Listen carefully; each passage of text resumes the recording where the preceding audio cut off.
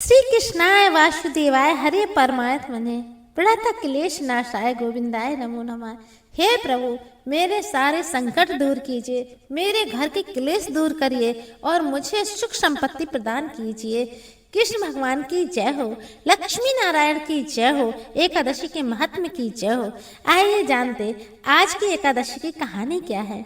एक बार युधिष्ठिर ने भगवान श्री कृष्ण से पूछा, हे प्रभु, माघ शुक्ल पक्ष की एकादशी का क्या महत्व है? इसके करने से क्या फल की प्राप्ति होती है?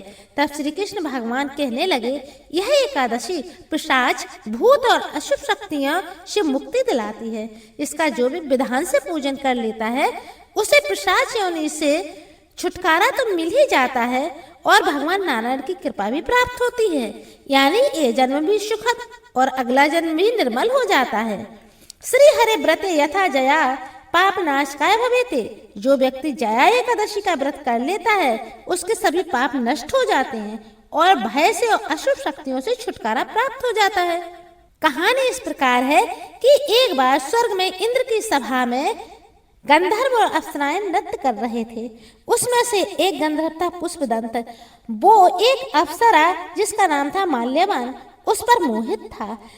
इंद्र की सभा में नृत्य करते वक्त वो दोनों एक दूसरे में मंत्रमुग्ध हो गए और उन्होंने इंद्र के लिए नृत्य ना करके अपने लिए ही नृत्य आरंभ कर दिया। यह इंद्र की सभा में बैठे हुए सभी जान गए कि ये दोनों अपने में ही मंत्रमुग्ध हैं और उन्होंने इंद्र से इस व्यवहार के लिए शिकायत की। इंद्र ने उन दोनों को अभिशाप दिया कि अब तुम दोनों जाके इसी तरह प्रेत योनि में भटकोगे। वो दोनों प्रेत योनि में जंगल जंगल भटकने लगे। वहां पर उनको एक ऋषि मिले। उन्होंने कहा, श्री हरि का पूजन करो, नारायण का पूजन करो, तुम्हें मुक्ति प्रदान अवश्य होगी।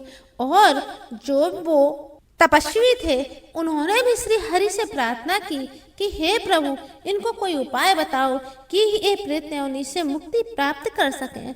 श्री हरि की तपस्या करने के बाद नारायण स्वयं आए और उन्होंने कहा, जो भी जया एकादशी का महत्व करता है और वृतांत सुनता है या सुनाता है उनको कभी भी प्रेत योनि में नहीं भटकना पड़ता। वो दोनों जया एकादशी का महात्म्य करने लगे, व्रत करने लगे, उन्हें प्रेत योनि से छुटकारा प्राप्त हो गया। जो लोग भी जया एकादशी का महात्म्य सुनता है उसे कभी भी प्रेत योनि में नहीं भटकना पड़ता, कभी भी वो अशुभ शक्तियों के ग्रस्त नहीं होते। जया एकादशी व्रत की जय हो, श्री कृष्ण भगवान की जय हो, लक्ष्मी नारायण की जय हो। अगर आपको ये विधान सुनने में अच्छा लगा है तो आप लाइक करिए, सब्सक्राइब करिए, शेयर करिए, कमेंट्स करिए। जय श्री हरि।